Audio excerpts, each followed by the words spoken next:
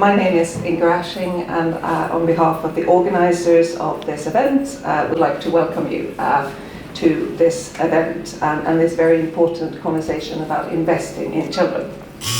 And you might think that everyone think it is the right thing to invest in children, and that's what people say, but we need to make sure that that is actually what they do. So this conversation is about how we actually go from words to action, and we will hear from some really amazing people, younger people, older people, but all experts in their own right. 10 years ago, world leaders convened in Addis Ababa and the third International Conference on Financing for Development, and they adopted an ambitious action plan for overhauling global finance. And as often in these meetings, there's a lot of good things said when you come together. And the action plan was actually ambitious, and I would absolutely say that since then there has been a tremendous progress in many areas of children's lives. But I would also argue that much more could have done to action the plan than there was done. And we also know that now we have, for many different reasons, COVID-19, the climate crisis, conflicts, we find ourselves in a very different situation. So despite the tremendous progress we've seen in children's rights, their access to education, their access to health, their protection, we are now in a very, very difficult situation, and we are seeing in many cases a reverse progress on many of the gains that we had, and that many of us in this room and many other leaders in this conference were achieving together. And we also know that due to the things that I talked about, many countries are still struggling financially. They haven't recovered from COVID-19. We also know that the geopolitical tensions, tax abuse, innovation, high rates of debt, instability further constricts the abilities of countries to provide the resources needed to invest in children. And in addition to that, increasing cuts in aid, which is being a reality for all parts of the work, is putting children's lives at risk, and in many places it's not just risks to their rights, it's also risk to their lives. So we are in a very, very serious conversation right now. So coming together again 10 years later at this fourth international conference on financing for development is not just another summit, and even if we are all saying the right things, we need to ensure that we are using this opportunity not to just talk in the conference and come up with new statements, but actually think through how will things be different when we leave this room, and Sevilla, how will we make sure that we are actually using this as an opportunity to reverse the trends and really step up collectively and really look at how we can reimagine and reform a global financial system that is failing children and future generations. As I said, we are very excited today to be joined by a number of different experts representing different parts of society. But I think it's the right thing for us to do to start by listening to young people themselves. And I am very fortunate to have Alberto by my side, who will deliver his opening remarks. And Alberto is a law student, an activist from Bolivia, and after we have heard Alberto, we will also hear a very interesting conversation between young leaders Yvonne and Sarah. We have some audio issues. Tengo 23 años, vengo de Bolivia y actualmente soy coordinador nacional de Plataforma Boliviana de Adolescentes y Jóvenes por los Derechos Sexuales y Derechos Reproductivos. Trabajamos directamente en comunidades rurales, allí donde a veces las brechas se sienten un poco más duras, pero también nace esta esperanza de transformación real. Hoy nos hemos reunido acá, mucho más allá de un diálogo para sostener mucho más un diálogo técnico. Estamos aquí para definir un futuro que queremos, porque las decisiones que se tomen en este proceso de la Cuarta Conferencia Internacional sobre el Financiamiento para el Desarrollo no son neutras. Van a determinar si las generaciones más jóvenes aplaudimos o sufrimos las consecuencias que se tomen en estas conferencias. Sin embargo, debemos ser honestos. Este proceso ha sido insuficiente, es insuficientemente inclusivo, porque niñas, niños, adolescentes y jóvenes no hemos sido parte íntegra de esta irreal, de esta construcción del documento y las negociaciones que se han sostenido en el marco de esta conferencia. Y eso no es un error técnico, es una exclusión estructural. ¿Cómo es posible hablar de desarrollo sostenible sin escuchar a quienes lo van a vivir o no lo vivirán? ¿Cómo pensar un futuro justo si no se incluye a la voz de quienes serán responsables de sostenerlo? Sabemos que estos encuentros no se realizan cada año. Por eso cada palabra, cada decisión, cada presupuesto deben tener como prioridad a quienes más lo necesitan y sin embargo son los más invisibilizados. Agradezco profundamente a las personas que están acá, a mis compañeras jóvenes, porque cada palabra y cada decisión es muy importante y es importante escucharlas. Vengo de América Latina, una región que está golpeada por la violencia, por la pobreza, por el cambio climático y la exclusión, pero también una región que está llena de resistencia y propuestas. Niñas y niños en comunidades indígenas rurales luchan por respirar aire limpio cuando se enfrentan a incendios forestales, migración forzada, escuelas colapsadas. Y sabemos que esta situación son similares o incluso peores en infancias que viven en África o Medio Oriente. Y creo que es por eso importante escuchar esta generación de niñas y niños que van a sostener el futuro en los próximos 10 años. Gracias.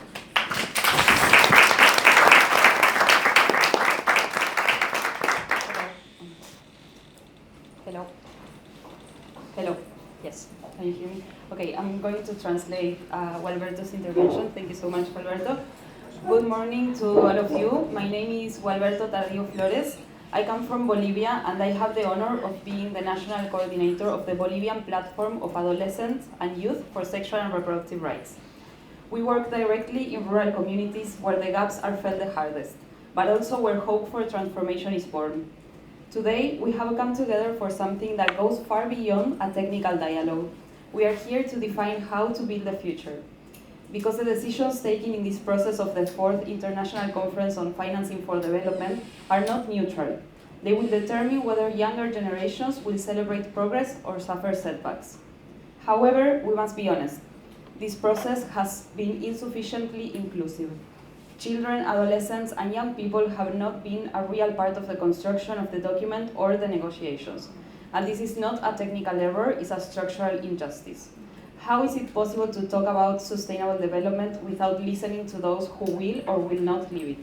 How can we think of a just future if we do not include the voice of those who will be responsible for sustaining it? We know that these meetings do not take place every year.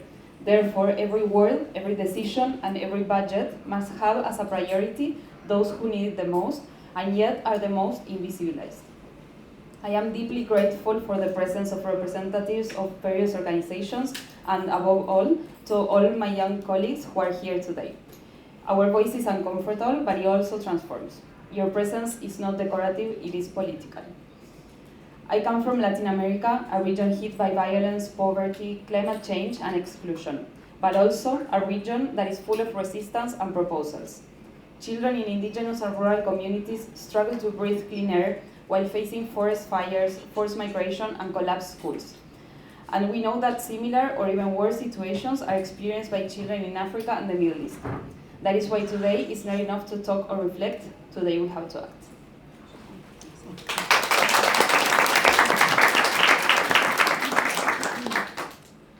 Thank you so much for those words of introduction, Alberto, and you were very much describing for us the why we need to have this conversation and why we're all here. As I said, on my other side I have two other youth activists, Yvonne and Sarah from Lebanon and Spain, and we have invited you to share your reflections on the challenges that we are facing, but also how you think we should address it. So over to the two of you to share your thoughts and views. Thank you, Inger, for this introduction. Well, my name is Sarah. And my name is Yvonne. I'm 22 years old, and first of all, I wanted to say I'm very happy to be here and grateful. I study international relations and political science because I feel like it is very interesting how we can shape the world by investing in children. And the thing is, it is unacceptable, as we all know, that the most vulnerable people in this planet are the ones most harmed by human action. Globally, 300 million children live in extreme poverty and 1 billion live in multidimensional poverty. And these are not problems with simple solutions. We're talking about generations traumatized by war, by hunger, by humanitarian crisis, and by systemic inequalities. And we can change this paradigm, and we must represent the voices of those who are not being heard, especially in a context full of cuts, as we've already said, and especially in cuts in funding in public services like education and healthcare. So my name is Yvonne. I'm 20 years old and I come from Lebanon. I study international development and political science in Montreal. And I'm also deeply committed to advocating for gender equality, children's rights, and inclusive change. I would like to start by saying that I am deeply grateful to have the chance to be here today, thanks to Plan International's delegation as well as the United Nations Youth Office. Since we're here to talk about financing for development, I want to start with a simple but powerful fact. Not a single country is currently on the track to achieve gender equality across the SDGs by 2030. Between 2019 and 2022, progress in nearly 40% of countries either stalled or reversed. What does that mean? Well, it means the girls and children of today are being handed a world led by inequality and instability. We owe them better. We owe them a world rooted in peace, dignity, and real multilateral cooperation. Yeah, and Yvonne, what do you think it's the context like in Lebanon currently? Yeah, thank you for that question, Sarah. So coming from Lebanon, one of the most pressing issues for children right now is access to quality education. The reality is harsh. While some countries are integrating AI in classrooms and preparing students for the most recent innovations, many schools in Lebanon are closed because there's no electricity, teachers haven't been paid, and basic supplies are missing. After years of economic collapse, skyrocketing prices, the Beirut port explosion, the recent war, and the conflict going in the region, the education system has been pushed to its limit. Tuition fees are now unaffordable for most families. Even public education has become unstable. That's not equity, that's survival. And the consequences go way beyond the classroom. I mean, children are growing up in a system that doesn't prepare them for work, for opportunity, and most of all, for safety. If we're serious about development, then education must be a priority, not just in policy, but in budget lines as well, in emergency responses, and in long-term planning. Yeah, I completely agree. And the thing is, when governments cut on development aid, it's not just budget constraint, it's the future of nearly 2.3 billion children whose rights are at the bottom of political priority, and that's the reality currently. And in this context, as you said, investing in education is the greatest way of prevention. Yeah, actually, when it comes to education, I feel like, and we all know, girls face more barriers because they must overcome burdens like child marriage or gender-based violence. And in some places, schools do not even meet the safety, hygiene, and sanitation needs for girls, or they are forced to drop out of school due to economic reasons and discrimination. And underfunding girls' rights is a way of depriving them from their agency, their future, and their life, and we still owe more than 120 million girls the right to go to school, achieving at the same time a resilient generation that will carry on with the solutions and the tools to arrange a better future for them, for their community, and in the end, for the whole world. Of course, we need to mention the key differentiating factor is technology nowadays, because while some girls still cannot access the tool technology provides and the benefit and opportunities technology holds, others experience cyberbullying, harassment, and technology-facilitated gender-based violence. And we see a digital divide that limits girls' ability to participate in the economy and the public space and to raise their voice in online spaces. Of course, as humanity exceeds key ecological boundaries, today's children are growing up in a world that is more unpredictable and more dangerous than ever before. Nearly 1 billion children live in countries facing high risks from climate and environmental hazards. Air pollution is now the second leading cause of death among children under the age of 5. And more than 400 million students around the world have experienced school closures due to extreme weather, as we've recently seen in Spain during the flooding in Valencia. And of course, developing countries are disproportionately affected and impacted by climate shocks, forcing governments to take on more debt for recovery and reconstruction. And we must ensure that climate finance is gender transformative, prioritizes education, health, and protection services for children in these settings. So yeah, I definitely agree with you, Sarah. And I would also like to highlight that cuts to funding for education, healthcare, and early childhood services are not just budgetary decisions. They are choices with global consequences. This is not about just one country stepping down from its international responsibilities. It's about the ripple effect that these choices create across borders and especially across generations. When we defund education, we're not just limiting access to schools, we are shaping futures. Millions of children are left with fewer options and less protection, and in many cases, they are pushed into child labor, early marriage, or even in the hands of extremist movements. Others join growing waves of displaced people, refugees searching for safety and dignity in a world that increasingly closes its doors. The cycle of poverty cannot be broken without education. When children, especially girls, gain access to quality education, everything changes. Girls, they gain bargaining power in the household, it delays their marriage, and participate more fully in the workforce. Educated boys as well will grow into men who earn fair wages, support their families, and contribute meaningfully to their community. Education is not about charity, it's an investment in peace, in security, and in economic stability. The same applies to healthcare. So, in times of war and crisis, as you now see in the Middle East, in Ukraine, and across parts of Africa, healthcare becomes the most basic, most urgent human need. Children are losing limbs, suffering from malnutrition, or dying from treatable diseases. In these moments, providing healthcare is not political, it's a moral obligation. Where our global systems allow innocent life to be lost in conflict they did not start and did not choose, we have a duty to act. So my recommendation would be that funding for education and healthcare should not be the first to go, it should definitely be the last. These sectors are not burdens, they are the very foundation of development, security, and justice. Yeah, of course, I completely agree on your point, and I think the realization of children's rights and accelerating the SDGs is dependent on the availability of efficient and sufficient resources at national and local level. And countries must meet their commitment to the 0.7 gross national income target for ODA, while we recognize that ODA alone won't be sufficient. 55 years after, this commitment lacks the urgency and the ambition needed to address crises largely of our own making in the end. While countries like Spain have grown by 12% their ODA in 2024, challenges remain in a world that expects the gap between development financing needs to swell to $6.4 trillion by 2030. Now, I think a question that we can raise is what can we do as youth delegate being here today?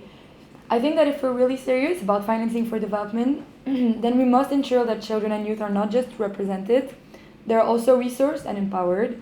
Accountability begins with inclusion and information, and in the FfD4 context, this means pushing for diverse and equitable financial partnership, whether that's between government, civil society, and the public and private sector, that place children at the heart of development strategies.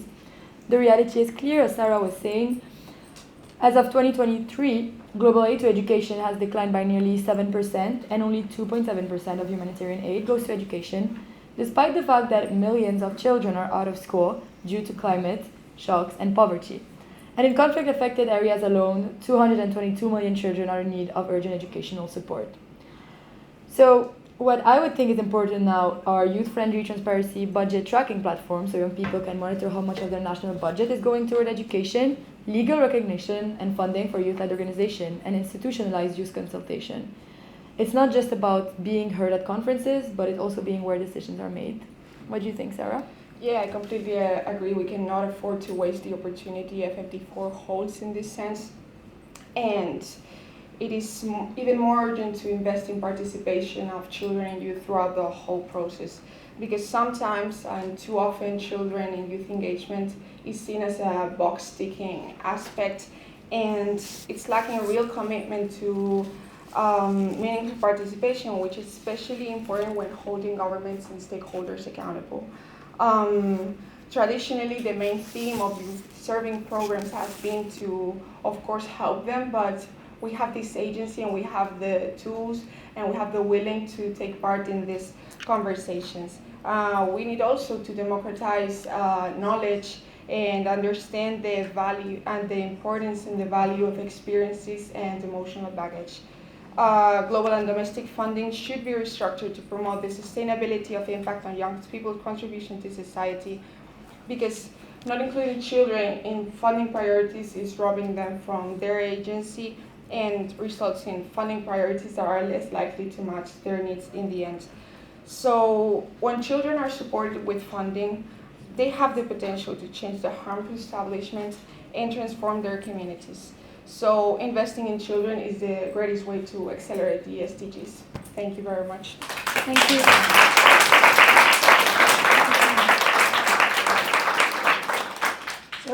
Thank you, Sarah. Thank you, Yvonne, for that very important opening of this conversation. You very clearly laid out the reasons for change, but also spoke about what are the key things that we all need to ensure that we are prioritizing when we invest in children. And you also spoke about different ways of investing in children and youth. I think all three of you made it very clear to us why we need to ensure that we have children and youth at the table, because we need to understand your perspectives and the perspectives of children. You know better than those who are not young and children anymore what your needs are. So thank you so much for bringing that to us. Next we will hear from two of the other organizers of this event. First we will be seeing a recorded message from another passionate advocate for children's rights and children's participation, Dr. Najat Mala Majid, the Special Representative of the Secretary General on Violence Against Children. So if we can see the video. Ladies and gentlemen, it is a pleasure to participate in this important event on investing in children. Achieving the Sustainable Development Goals requires us to build a safe, inclusive and nurturing environment for all children and their caregivers. Investing in children is essential to achieving people-centered development across the life cycle, starting in early childhood. Yet, underinvestment in child protection and well-being remains a major gap. Around 1 billion children still live in multidimensional poverty. 3 out of 4 children worldwide are not covered by social protection. Across all countries and regions, still too many children lack adequate living conditions, nutrition, education, health and protection services. And more than half of the world children experience some form of violence every year. This brings a terrible human and economic cost. Children's education and health potential is compromised, limiting future income and productivity. Governments also incur huge direct and indirect costs in dealing with the consequences of violence. In some countries, the economic cost of violence against children can be up to 6 times bigger than the health budget. But investing in violence prevention has a high return. In one recent national study, the cost of violence against children was assessed to be 85 times higher than the cost of implementing the National Action Plan to address it. So, investing in children protection and well-being is not only the right thing to do, it also makes economic sense. Investing in children means creating cross-sectoral dedicated budget lines for child protection and well-being as part of national and territorial development plans. Investing in children also means tracking expenditure to ensure that budgets are properly executed and that investments are having an impact. Ladies and gentlemen, many states have understood the urgent need to have a paradigm shift and to make the case for greater investment in child protection and well-being. My office has been working with them and other partners to support assessments of the economic costs of violence against children and the return on investing in integrated approach to tackle violence and its drivers. Generating this kind of country-specific data provides a powerful tool for advocacy. My office recently published a toolkit to support states and other stakeholders in building precisely this sort of investment case. My office has had the pleasure to partner with Iceland in this work, and I am very pleased that you will learn more about the Icelandic experience and their groundbreaking child prosperity legislation. Ladies and gentlemen, the world can keep the promise of the 2030 agenda to ensure children's protection and well-being. But to do so, we need to ensure proper investment in children starting in early childhood as a key dimension of financing for development. This is not a task for the future. We need to invest now in the present. Thank you.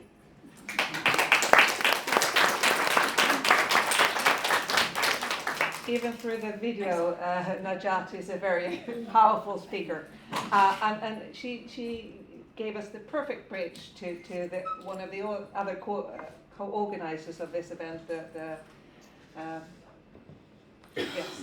Iceland, and we are fortunate to have Erna Kristín Blöndal, the Permanent Secretary in the Government of Iceland's Ministry of Education and Children, who will, I think, give us exactly what Najat was asking for, an example of the Icelandic example, or give us a brief introduction to the Icelandic example, and also give us your thoughts on what we need to do to ensure that we are investing in children now and not just in the future.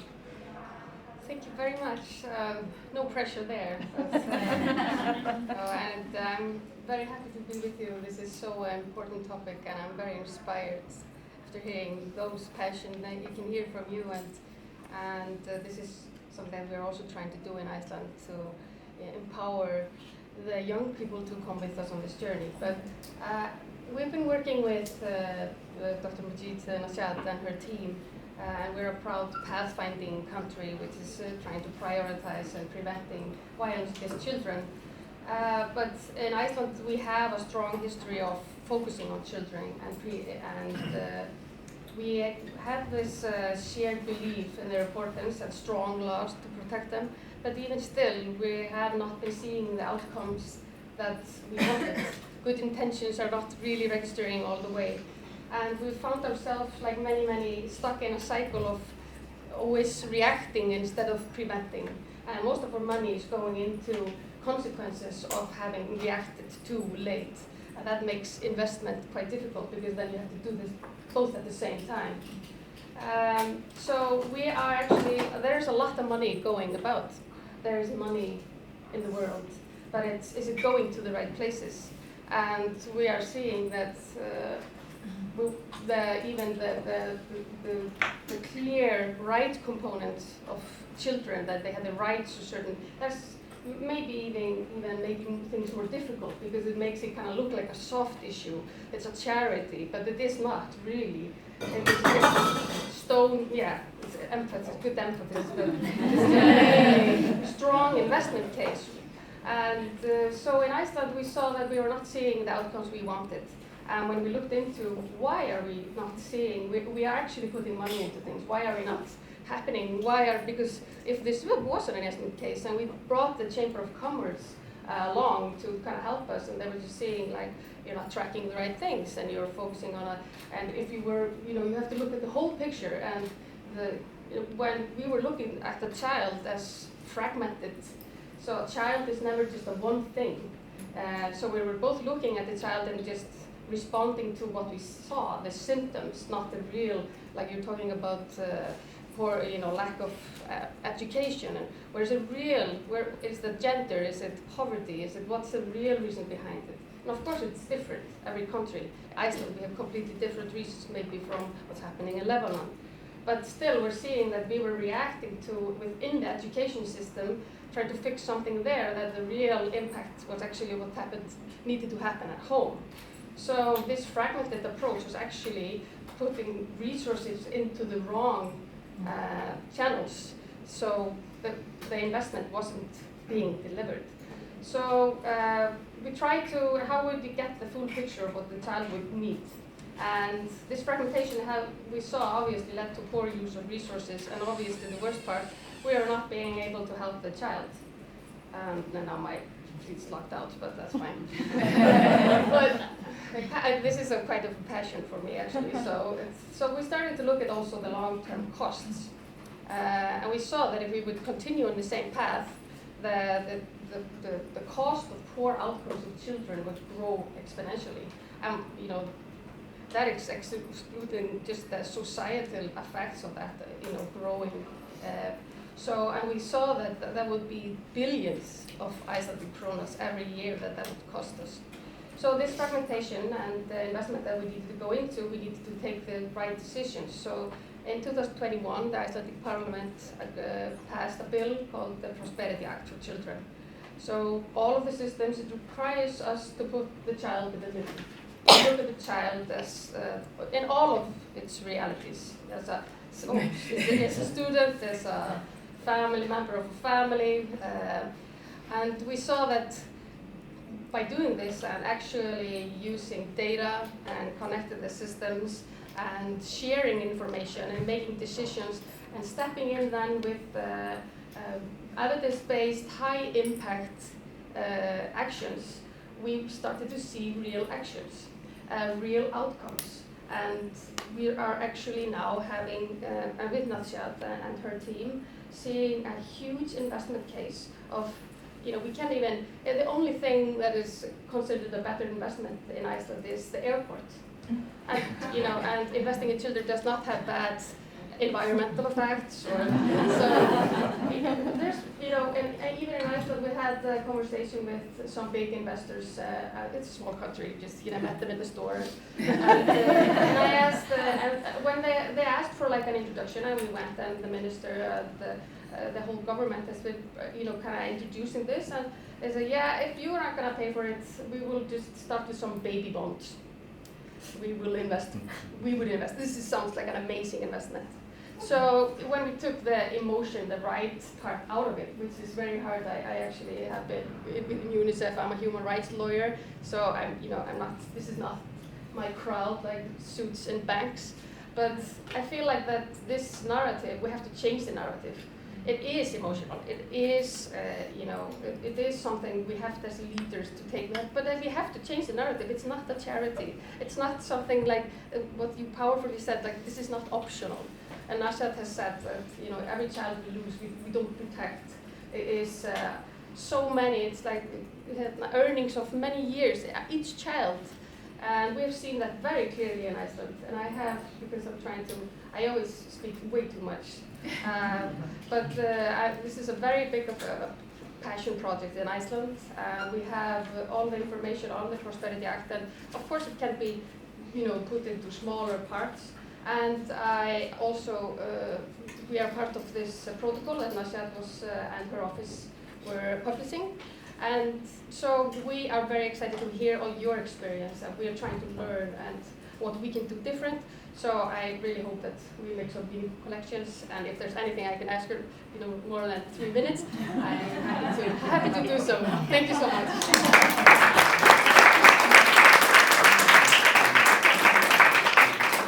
Thank you so much, Erna. Thank you for the Icelandic example, and thank you for your passion.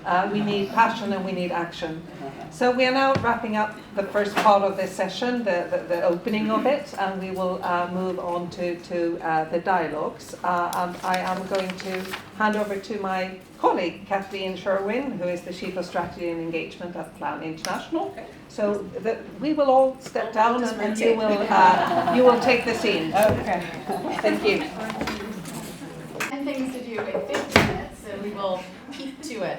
We have 2 panels we're going to deliver. The first 20 minutes on talking about public investments and children's rights, and the second will be on private. So I'm going to introduce a couple of colleagues to join me for the first panel, so folks can just come up and grab a seat. We have Javier Ruiz, the CEO of World Vision Spain.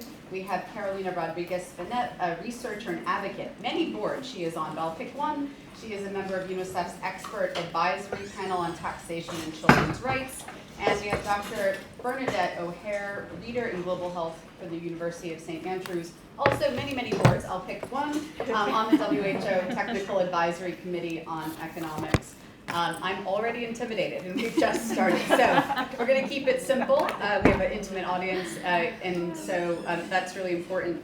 I'm also trying to keep to time, so maybe 2 or 3 minutes for responses. Let's try to get in as many questions as we can. But we'll start with, what is the role of public finance? Now, we've been here a few days, and we probably are still trying to figure out what public finance is, private finance. But public finance, we talk about in this room as ODA, or official development assistance, taxation, and sovereign debt. So that's the kind of space that we'll be talking about today, and how that helps or enables developing countries to really fulfill their commitment in promoting child's rights. So we'll start with the first question of Javier, from an ODA perspective. What is the role of ODA as it relates to being able to help ensure that countries can deliver on their commitments to children? Thank you very much. Good morning, first of all. Thank you for this big alliance between the child rights organization. I think it's so important. And first thing I want to advocate together is that next time such an important topic, investing in children, investing in the future, has a much higher room. many more people listening to this important issue, and we can spread that voice to the world as well. So, starting with ODA, we are all aware that financing for development implies more things and is broader than that. Even if we fulfill the commitment of 0.7% on gross national income, we would be covering 10% of the total gap we need to promote sustainability, so it's not all. But I would like to emphasize the importance of ODA because of several reasons. First of all, it continues to be one of the most powerful tools if we want to reach the most vulnerable, girls, boys, families, and communities around the world. In some fragile contexts, conflict-affected areas, or if we are going to the most vulnerable areas, domestic mobilization of resources is not always possible, and we need to continue relying on international aid while we mobilize much broader financing. So this first thing.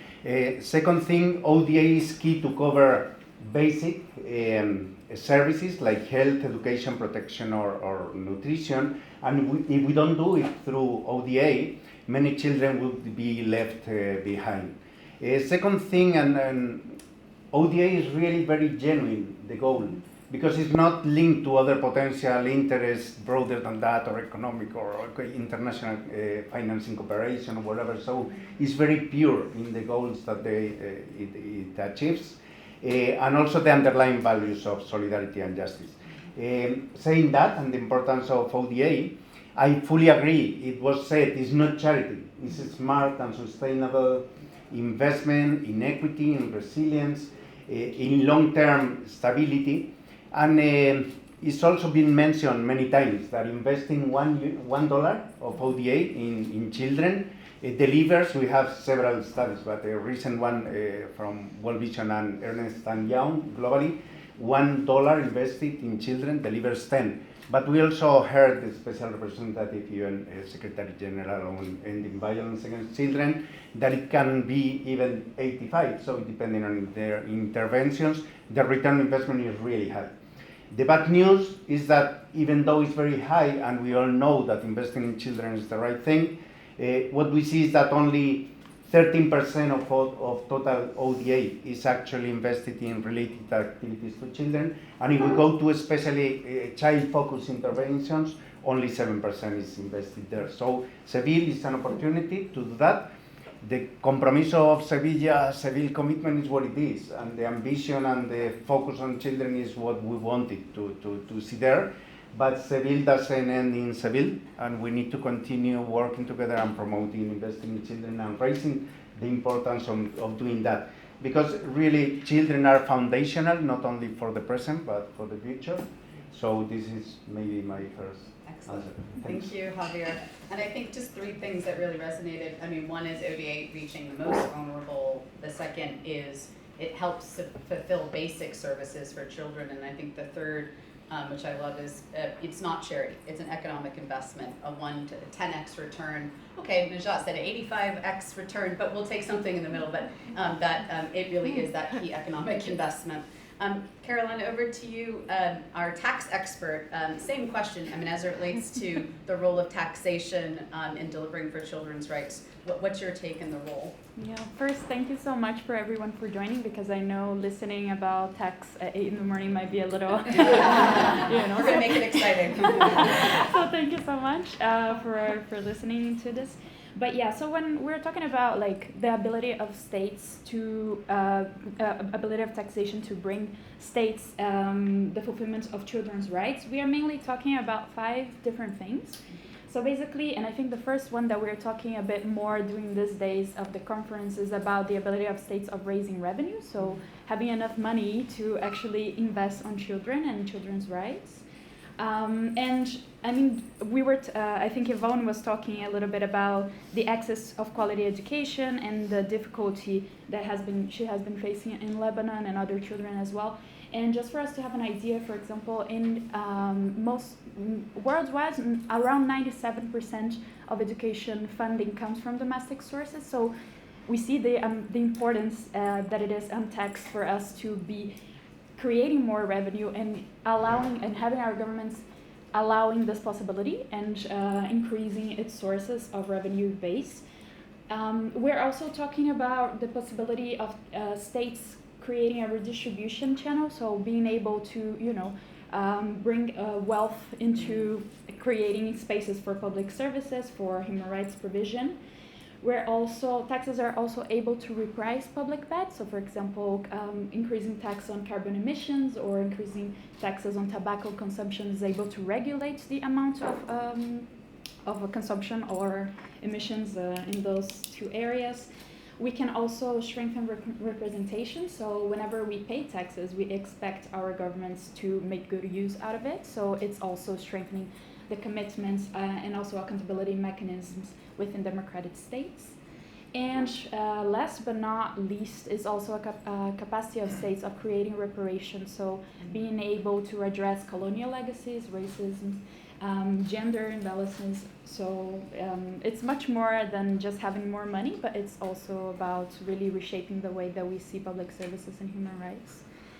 So I'll start by that. Okay, well, we've already learned a lot. I mean, I have to say, I didn't know 95% of child rights funding comes predominantly from domestic sources, and I think I never thought about the tax and bringing in that accountability, bringing in that representation, and also helping with other cross-cutting issues, whether that's climate and health. So I think that's really important.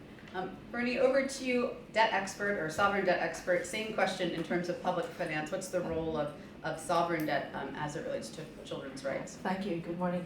And I'm hoping debt is more interesting, or as interesting as and I think before we start thinking of the role of debt in child rights, I guess we have to think, what outcomes are we aiming for? What are we really wanting for child rights? What is all this discussion about finance for? And in my mind, and I'm a pediatrician in my past life, children physiologically, we need 100% of children to have access to their physiological needs: clean air, clean, safely managed water and sanitation, nutrition, etc. And they also need access to education. They need access to infrastructure, electricity, the internet. They need all of those basic things, right? So I feel that's where our aim should be, that 100% of children in all countries are at that level. Okay? And all we have to figure out is how to get there. Right? And so that is the lowest bar we should aim for. And we know that all governments are mandated to use all available resources to meet those obligations and needs. They're mandated to do it. They've signed, all countries except one have signed the UNCRC, or have ratified the UNCRC. And there is also, and I'll touch on this later, there are extraterritorial obligations to protect children's rights in other countries. But however, many, many countries, as we've heard beautifully put, are not meeting these obligations, and often this is because they quite simply do not have the revenue to do so. And we've heard the important role that tax plays in domestic resource mobilisation and the important role it has in education. And some of the reasons, and we'll hear more, I'm sure, from Caroline, why governments don't have the revenue is due to global structural injustices. But anyhow, this is where we are, and the question I was asked to answer is, should governments use debt to meet fundamental rights? And I would say absolutely. Sovereign debt to fund investment in humans. We've heard from the rapporteur, from Javier and from others, that investing in education is economically smart. It's not only a right, it's smart. We just absolutely must do this immediately.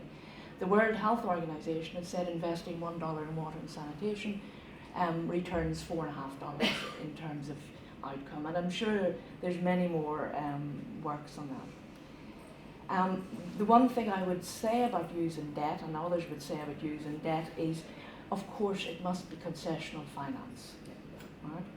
To invest in human capital. It must have a very low or no interest rate, or even better, it's a grant. And it should have a very long time to maturity. So it should be very, very low risk finance combined with grants, and even maybe combined with some novel instruments that I'll discuss when I'm talking to you again. So thank you. Great, thank you so much, Bernard. And I just think so important what you've said in terms of concessional finance is keeping in mind the no to low interest. And again, as we all know, grants would be even better. So thank you for that.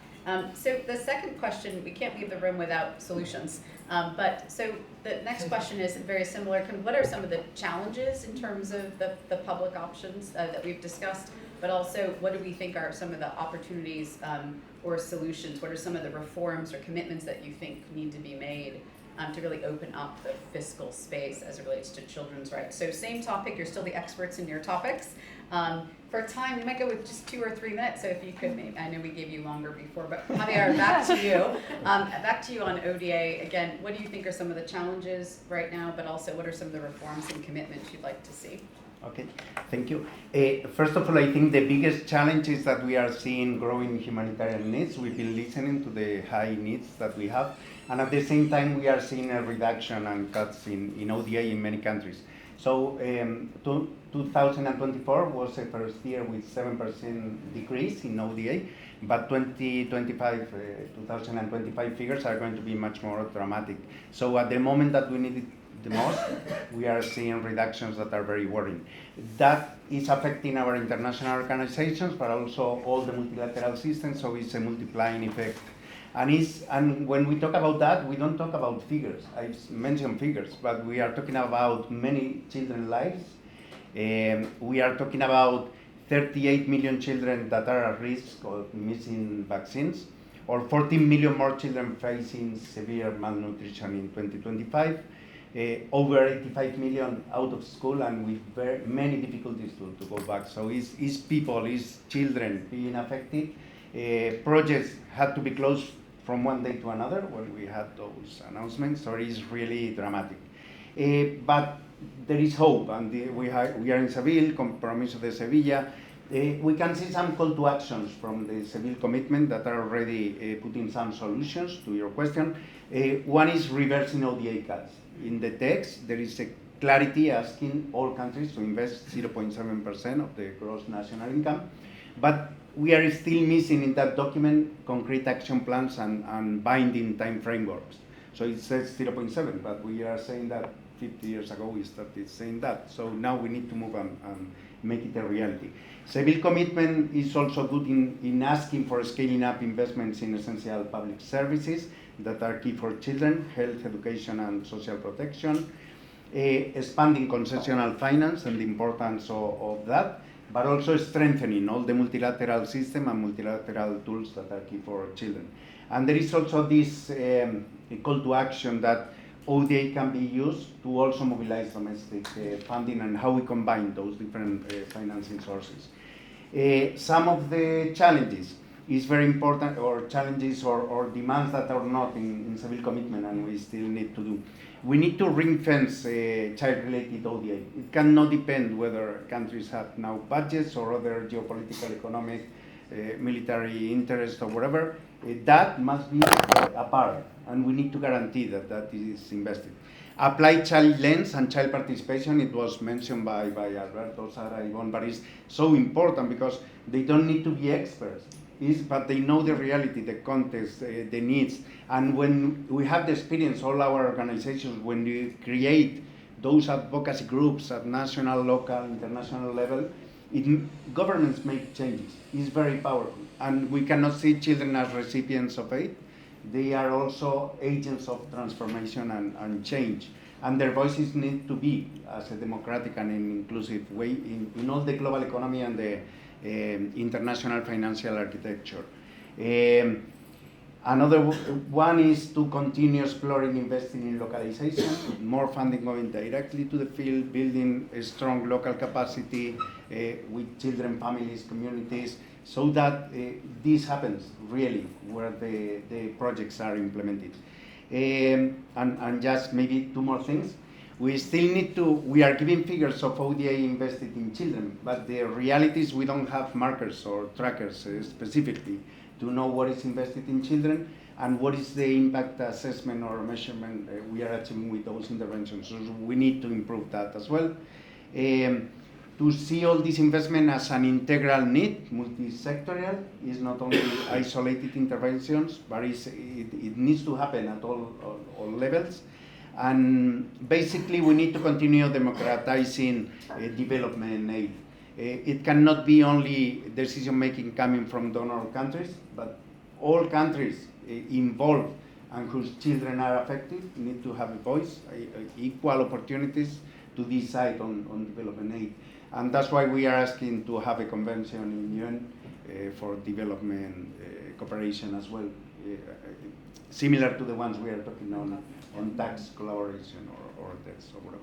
Yeah, maybe. Okay, yeah. excellent. Thank you. There's a lot there, Javier. One thing I was just thinking about when you said it is we need to stop just saying ODA cuts. Like, I think what you've said is really important. We need to name what that actually means for children. You said 150 million additional children out of school, 38 million additional children won't have access to vaccines. This is about the earlier conversation about changing the narrative. We need to be super clear what these cuts mean to children. So thank you for reminding us. Carolina, over to you. Similar question just in terms of as it relates to tax. What are some of the current challenges, but what do you see as some of the reforms and commitments that you think would help unlock this? Yeah, I think there was one, the representative of Iceland mentioned that there is a lot of money in the world, and is it going to the right places? And I think that that's a very powerful question for us to be thinking about, because when it comes to the financial architecture, global architecture, but also the tax global system, we live in a very unfair space. And this is something that a lot of people might not really connect directly to the rights of children, but that's there's a very strong connection to that, and we need to pay attention to it, even though we're not necessarily tax experts or anything. I'm a former teacher, so I know how that feels. Just because this is very much impacting our work. And I think you might have heard during these days as well about the UN Tax Convention and how that process is happening. So basically from 2023 and now happening this year in August, the negotiations for that convention. It's basically trying to shift where global tax rules are happening. So moving that from the OECD into the UN, where we're able to have a more transparent space. We're able, as civil society, to follow on the discussions and be able to hold our governments accountable for that and their votes and their positioning. So I think as civil societies, that would be a big priority and also a big challenge for us to hold our governments accountable on how they vote, and how we are able to then use that to raise more revenue to be able to allocate to child's rights. So for us to be following on that discussion, see how our governments are voting and what are their positioning in this, and make sure that they are supporting this process so that we're able to have maybe a bit less unfair tax system that actually works for children's rights. And as well at national level, I think I'm not going to be able to summarize that in 3 minutes, but I'm happy to chat a little bit more over the break about some of the measures on transparency. So being able, just to quote 3 measures at international level and national level, implementing then automatic exchange of information so that countries are actually able to track where wealth is being hidden or where taxes are being paid. Beneficial ownership transparency, again, so that we know where the companies are actually paying their taxes and not where they're just declaring it, because that's not always happening in the same place. And also country by country reporting, again, it's quite hard for countries to know information about that, so it would be important for us to be establishing those measures. But yeah, again, have quite a few details on that, happy to share a bit more later on. And I think just to final thought, again, to empower youth to be joining on these conversations, because again, like people seem to think that tax that conversation is something that it's only made for experts and people who have been working on that for a long time. And I completely disagree with that. I think this is something that our youth has a lot to say in, and it's going to be feeling the impacts directly. So yeah, I also would like to see some of that change for to help with the challenges on children's rights. Great. Thank you, Caroline. I'm thinking about tax completely differently now because of what you've said about just thinking about transparency and how it also brings accountability. Yeah. I still don't want to pay all my taxes, but I will say that thank you for improving my thinking. Last, we have 2 or 3 minutes left, so turning over to you, sovereign debt challenges, but also where do you see reforms needing to go? Thank you. And as we've just heard from Carolina, countries don't have revenue because they're losing a lot of it as a result of our international system. They're losing a lot of their tax revenue, resulting in them having to use debt to pay for public services. And the challenges with debt for lower income countries is the cost of debt is much higher in lower income countries. And believe it or not, it's much higher in those countries that are climate vulnerable. So the opposite of what you think should happen. And often this is due to sort of the rating agencies who decide how investable a country is in terms of people who want to make money rather than in terms of children's rights. So as a result of that, low-income countries have to pay a lot for their debt service. And this results in large chunks of government revenue being diverted into service debt, often in high-income countries. And as Caroline has mentioned, the 4 R's, debt service works the exact same way. There's not enough revenue to fund public services and redistribute, which is critical. Often governments have to introduce austerity measures, sometimes to keep the credit rating agencies happy that they're doing the right thing, that they're good governments, that they're not spending too much, or sometimes imposed by external international financial organizations. And that results directly impacting on children. They cut social services, cap social sector wage bill, and even charge fees to come to hospitals, etc. So finally, what are we going to do about this? Sorry, the last challenge is our lack of global solidarity, I think, and it's a major challenge. And this was sort of epitomised by a coalition of high-income countries, including the EU and the UK, and that's worked for us advocates in those countries, who blocked the commitment in the current outcome document to the introduction, to African Union's introduction or call for the establishment of a UN Framework Convention on Sovereign Debt, which alongside the UN Framework on Tax would begin to fill those massive gaps in global governance. So we need more global solidarity, and that's worked for us to advocate for that. So in terms of solutions, support the African countries, call for establishment of a UN Framework Convention. The credit rating agencies need to be revamped. There needs to be more regional, more local agencies. And we need to focus on debt relief through cancellation rather than increasing the maturity time or decreasing the interest rates. So there's lots that we can do, and it's supporting others who know what they want to call to do that. And finally, especially where children do not, 100% of children don't have their rights, we need to consider if countries in a group need to consider boycotting paying their debts. And finally, a suggestion that we made was that in 2021 we had an allocation of SDRs, which are special reserve funds, and every country got their little bit, and if you were poor you got a very little bit, and if you were rich you got a big bit. And there could be an annual allocation of those up to 2030, and it could be allocated according to need, i.e. we've worked out on an inverse of GDP per capita, and this would go a very long way to meeting all the SDGs. So these decisions could be made if, as I say, we had a little bit more of global solidarity. Thank you. Great, thank you. Let's give a round of applause to our panelists. Again, I think we've heard from three key experts, and hopefully we all can walk away with a better understanding of really the role of public investment in children's rights, not just what it is, but also what are some of the solutions. So thank you. We're going to do another rotation in the 20 minutes we have, and we still have some closing remarks. So we'll bring up the next set of panelists. So it's adieu and welcome at the same time.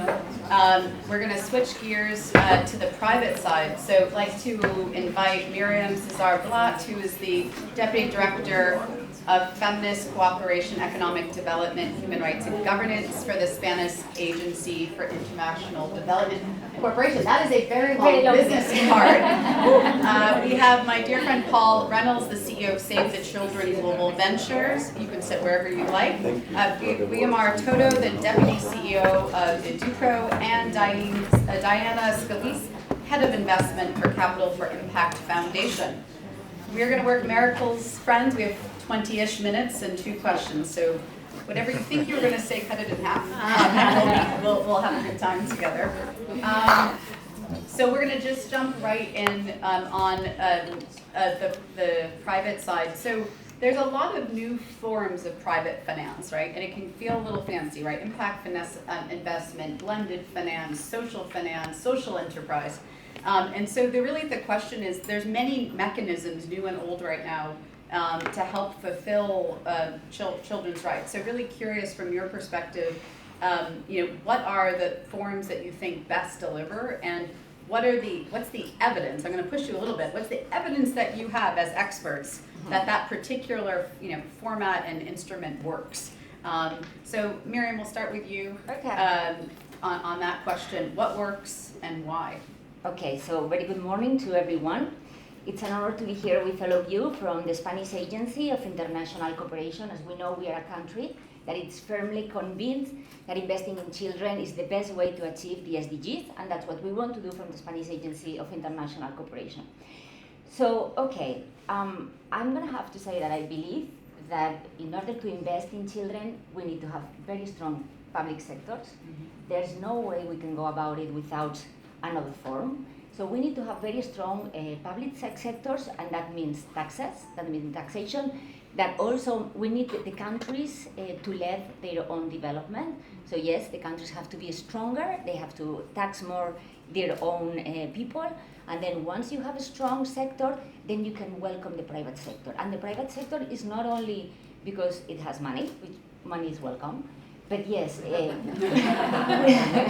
but we want the private sector because great minds, great ideas, great innovation, and that's been proven. We can see, for example, how the health sector is working.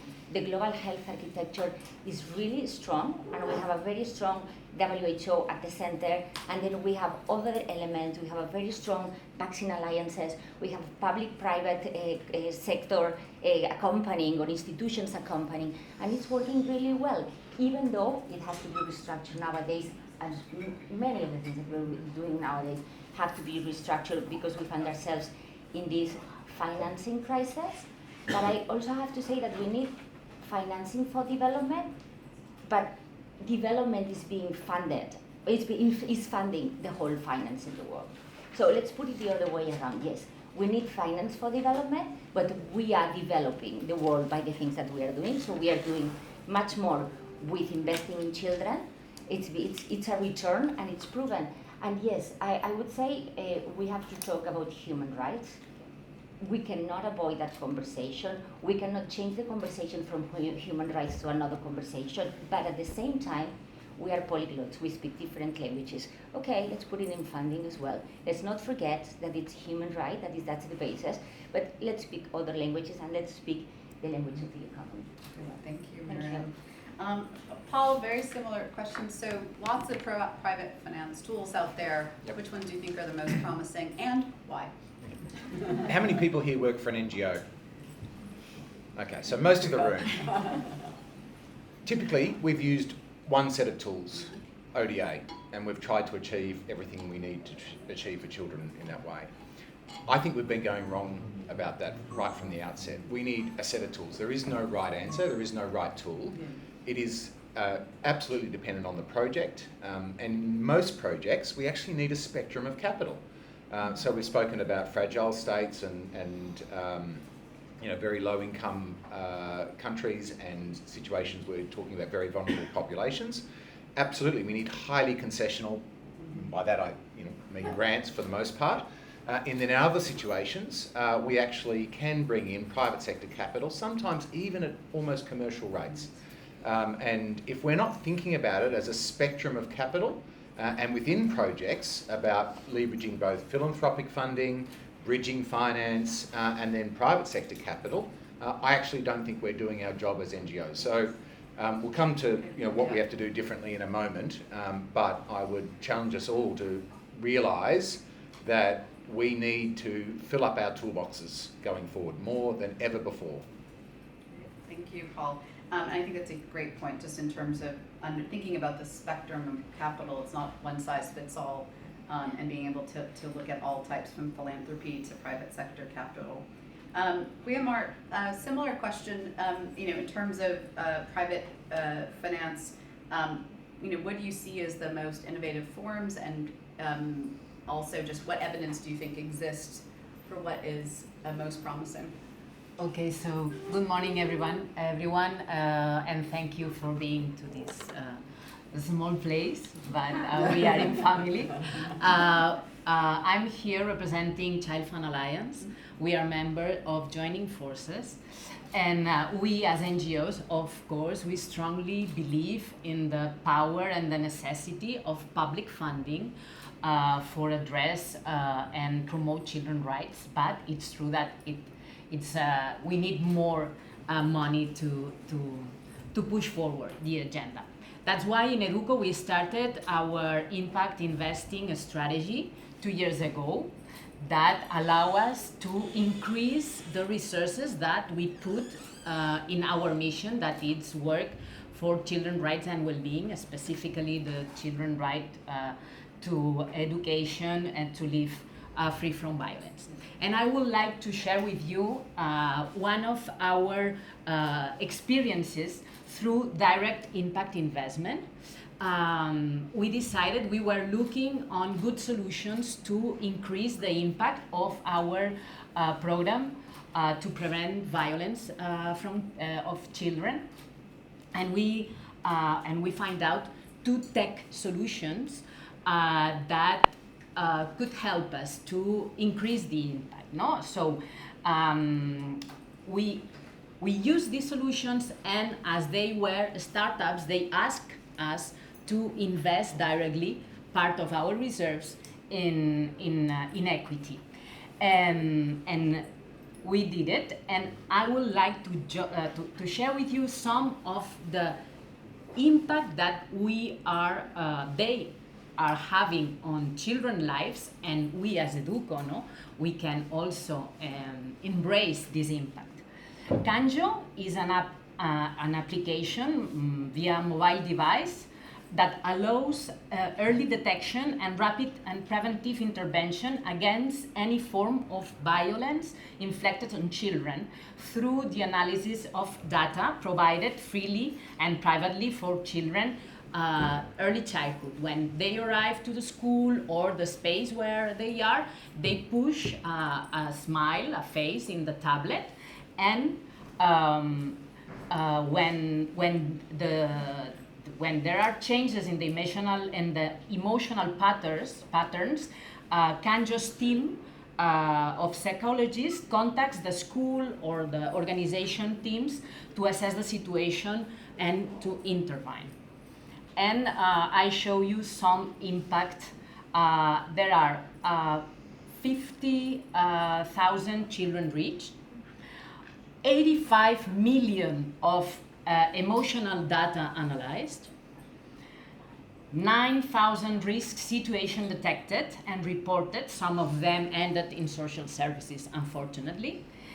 And the human validated accuracy rate that has been in an impact evaluation carried out by UNICEF was the 81%. So there are real impacts on children. Excellent. Thank you so much for that example. I always love when you bring real case studies into a panel, and thank you for sharing the Tanjo example. Diana, over to you to last. What are some of the new forms out there of private sector finance, and do you have any evidence of one or types that are best suited? Thank you, Kathleen. Thank you, everyone, for choosing this session among a lot of side events. And a very special congratulations to the young people that opened the session today. For your clarity of mind, I could have never pulled that out at the age of 20. So I'm impressed. Really, a big congratulations. And back to my point, Capital for Impact is a foundation founded by an NGO, Plan International, with the purpose of mobilizing private sector capital to create additional impact to plan programmatic activity. Coming to Paul's point, is a way to diversify the source of capital to create impact. We work particularly with early childhood development and early childhood education. We think that is a key sector investing in children. And one of the instruments that we focus on is outcome-based programs because of three main things. Basically, this is the way that we work. We find an investor that is willing to provide working capital upfront to start activities in early childhood education, for example, building ECT centers, teaching new learning techniques to teachers, bringing back out-of-school children to school. And then only when the outcomes are achieved, the government of the country or the donors pay for the results. So this delivers better value for money for governments and donors and transfer the risk of not achieving the outcomes from the government to the investor. That is why we think that is a good role for the private sector to engage in. That is the way that the private sector can support planned programmatic activities and other NGO activities. The second good thing about outcome-based is that it provides flexibility to the service provider who has the local knowledge to do the implementation of the initiative, because it's not paying for activities, it's paying for outcomes. So the local knowledge can be used to accommodate, to deliver better outcomes. And this is particularly important when we are scaling up and replicating a program, including new communities, changing geographies. It's good that the NGO or the service provider that needs to deliver the outcomes has flexibility to accommodate and deal better with uncertainty in their intervention. And the third good thing is coming to the evidence is that these interventions are based from the outstart in outcomes. If the outcomes are not achieved, then there is no repayment for the investors. So there is a very strong alignment between impact return and financial return. And I'm going to keep it. Thanks, Diana, and thank you for sharing about outcome-based programming. Again, love the concept of being able to transfer risk, being able to use local partners to contextualize, and obviously all focused on outcomes for children. So I've been told we have 10 minutes. One question, 2 minutes each, so we'll do our best. And we're going to cover really what more needs to be done, right? What are some of the challenges that you see right now, but also more importantly, what do you see as the opportunities for how do we deliver for children within the private finance? What's your recommendation? So we'll just go back in order. Miriam, over to you. Okay. So first of all, I want to say that I think we need to start congratulating ourselves. It's true that we are in a very difficult situation. We didn't want to see ourselves in this situation, but this is the situation where we are.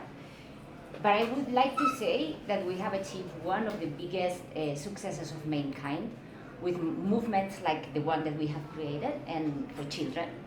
So let's congratulate ourselves on that, but let's not be complacent. We have to move forward. This is the situation we're facing today. The private sector can show us a lot about this because they are used to move around and finding opportunities and solutions when things are not looking quite well. And I also, I don't have the solution, which I could have it, but I think we have to find it together. We have to get together and see how are we going to strategize and move forward. Let's have a plan for 2026 of the end of this year. Let's have a straightforward plan of how are we going to move forward all together in trying to achieve our goals. We're going to have less funding. We're going to be probably smaller. That doesn't mean we are going to be weaker. It just means we're going to be a little bit smaller. And then from a feminist perspective, I have to say that we have to pay much more attention on the boys. We have neglected them and we have to pay much more attention to what's happening to them. It's becoming a generation that is less feminist than the previous generations, and we cannot afford that. So yeah, I think we have to put the focus there as well. Excellent reminder, thank you. Paul, same question over to you. Yeah, so given that I'm talking to a majority INGO audience, I think we have to be quite serious about the different types of skills and capabilities that we need in our organisation. So we sit here today and we talk about the rights of children, and I mean, I am 100% with you, but I know that if I'm speaking that language to financiers, their eyes are going to glaze over and I'm not going to get any attention. So one, we have to develop new products that are built for the risk and return profile of the private investors that we're looking to bring in. And that requires us all to have new skills and capabilities that organisations like ours haven't traditionally had in the past. So that's the first thing. The second thing is we've got to speak the new language. I am terrible at languages. I don't speak very much Spanish. I live in a French part of Switzerland. I speak terrible French, but I speak finance pretty well. Okay, and that's super important because in my job, if I can't talk finance to finance people, they don't understand what I'm talking about. And so not everyone needs to speak finance in your organisation, but you've got to have people that do speak finance and can engage with private sectors in a serious way where they are, in the same way as you would expect your program staff to be able to speak the local language when you're speaking to the local communities where you're working. It's the same principles, colleagues, and we've got to take that challenge seriously. Sensible. No, but 2 minutes. No, You said it. No one actually listens to me. So I really appreciate what you're saying. I think we're all talking about where the new funding opportunities are, and I think you make an excellent point that all of us as INGOs need to evolve some of the skills and capabilities. Guillermo, over to you. Same question. Okay. So the first thing that the private sector finance and the private sector all have to say is to have children among their stakeholders. They have to wear the child lens and to see how children are all over the society. So this is the first thing. The second one, we are NGOs, and of course, again, we advocate for public services for children. The ODA has to be prioritized, and we congratulate the Spanish government that yesterday announced that Spanish cooperation will increase until 0.7% in 2030. So thank you very much. But we know that we cannot get enough money to the SDGs agenda. So we as ChildFund Alliance, we know the challenges are huge: climate change, closing of spaces from civil society, questioning of multilateralism. So we are urging to prioritize and significantly increase child-responsive climate finance and integrate child-sensitive metrics into this climate finance. Also, we know that education remains one of the largest financing gaps and innovative finance and private finance should come to push to scale quality and equitable education. And of course, we need to invest in solutions that prevent and fight violence against children. But we have also to measure the progress that we are reaching, but not only in terms of money, but also in terms of the impact in children's lives. And let me finish, that above all, as Alberto, Sara, and Yvonne said at the beginning, children and youth voices have to be heard. She have to come and to sit into the tables where decisions are taken. They have to participate, and their opinions they have taken into account. Thank you. Thank you so much. Diana, same question, last word. Yeah, I think it is important to build criteria that enables the private sector to engage in NGO activities and create adding value partnerships. And incentive alignment, I think, is key. If we take outcome-based, we need to be very sure that since we are focused on results, there is no incentive to achieve the easiest results. We need to make sure that if we are in a program to bring back out-of-school children, then the focus is not bringing back the easiest children and not going for the more vulnerable. And that needs to be set with criteria from the outset. So I think we need to build a narrative, as Paul said, to be able to talk among each other, but we also need criteria that allows us to align incentives. That's the way we scale up with private capital, achieving our goals. Great. Thank you, Diana. Round of applause to our panelists. So I think in 40 minutes, hopefully everyone walked away with a little bit better understanding of both the public and the private side in terms of investments that are possible to help deliver on children's rights. I'm going to turn it back to my dear colleague Inger and as well as Wilberto to close us out. So we'll switch out and have our two colleagues close us out.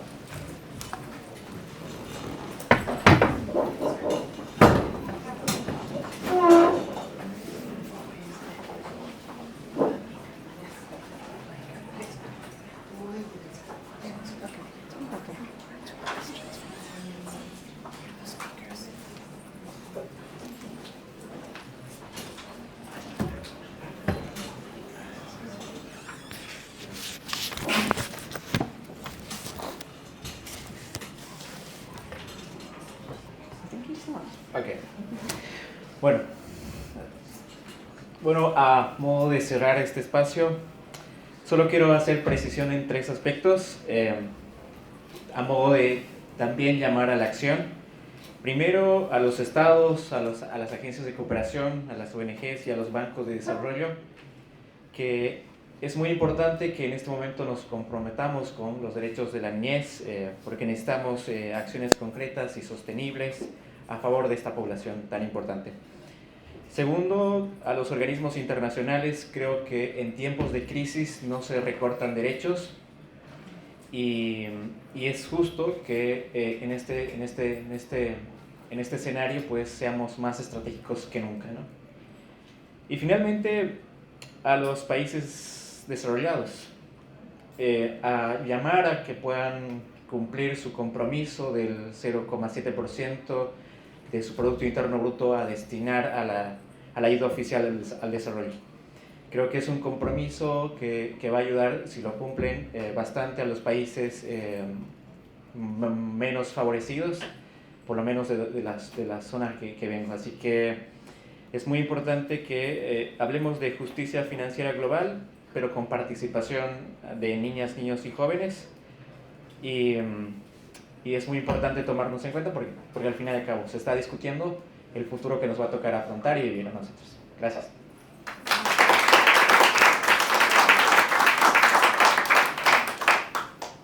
Thank you. I will do the translation. Hello. I will do the translation of what Alberto just said. Thank you, Alberto.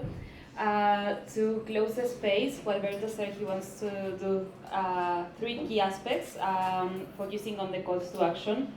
First, to the states, cooperation agencies, NGOs, and development banks. It's important to commit to child rights in favor of this population. It's no longer enough to declare commitments. We need concrete actions. Second, to international organizations, in times of crisis, rights should not be cut back. In this particular scenario, we need to be strategic more than ever. Children's rights should be prioritized.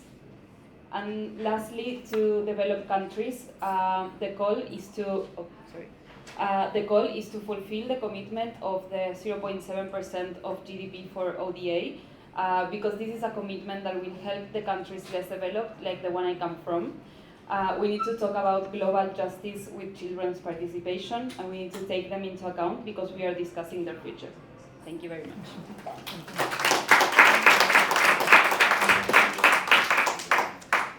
So yes, I also want to thank all of you, the panelists, but also the audience. I think from my perspective, it has been really interesting to look at this from different stakeholders' perspectives, and the majority of us in the room, as we asked earlier, represent NGOs, but we are also having representatives in this room from other stakeholder groups, and I think we need to really acknowledge that none of us can do this alone, and that we need to work together, and that we need to be much more innovative in how we collaborate and how we partner going forward. So this is not something that governments can do on their own, the civil society can do on their own, or the private sector. We need to be in this together, and we need to work very closely with different experts, research, to ensure that we are acting based on the evidence we have on what works. And in a resource-constrained environment, you need to be even more focused on evidence and how you ensure that you get the best return on investments. So I think making sure that we think about all the different stakeholders needed to ensure that we drive the change that we want to see, I think is really key. And again, I want to thank the co-organizers and the really interesting example of Iceland. And I'm sure that people want to ask you a lot of questions when we end this in 2 minutes or so. And I want to encourage all of you who have the time to stay on a bit to talk to one another. Because you were also saying, Erna, when you introduced that you wanted to learn. And I think often when you come to meetings like this, you talk to people that you normally talk to, and you go away feeling very good because people have said the things that you want to say yourself. But in really good occasions, you actually learn something that you didn't know before. And Kathleen, you said several times, that's new to me. So a day when you learn something new is a good day. And a panel where you get new thinking and new learning is also a good panel. So that's good. And we were also able to spend some time looking into the different sources of funding, even if it was very high level. And since we represent different stakeholder groups in the room, I think having more countries following the examples of Iceland and Spain, who we heard from, is of course what we want to see to ensure that the governments are taking their responsibility. But those of us who don't represent government, we need to continue to advocate in the public finance space to ensure that governments are keeping their responsibilities, holding them accountable, but also engaged in the tax and debt conversations, because as we heard in this panel, that is really critical for our ability to have a more fair and just global financial architecture. But we also all need to adopt and adapt. We need to adopt new ways of thinking, and we need to adapt our ways of working. I think it was very clear in the last panel that we are often, when we address the challenges at hand, using the tools of the past. And if we are not really thinking through how we can, in this new setup, in this new environment, really do things differently, I think we will have failed the people that we all say that we are here to protect and serve, regardless of what role we have. I think we're all in this room because we care deeply about children and their rights. And I personally think that we have a responsibility to do everything in our power to think about how can we best achieve the impact that we want to see. And I would very much say that that is not by using the old thinking and the old ways of working. So we need to look at the tools we have in our toolbox, we need to increase the toolbox, and we need to do have a lot of dialogue and learning between us, because if we don't adopt, we will not be able to achieve the things that children demand of us and count on us to do. So thank you all for coming to this really important session. I hope you learned something new, I hope you partner differently, and I hope you adapt and adopt. Thank you.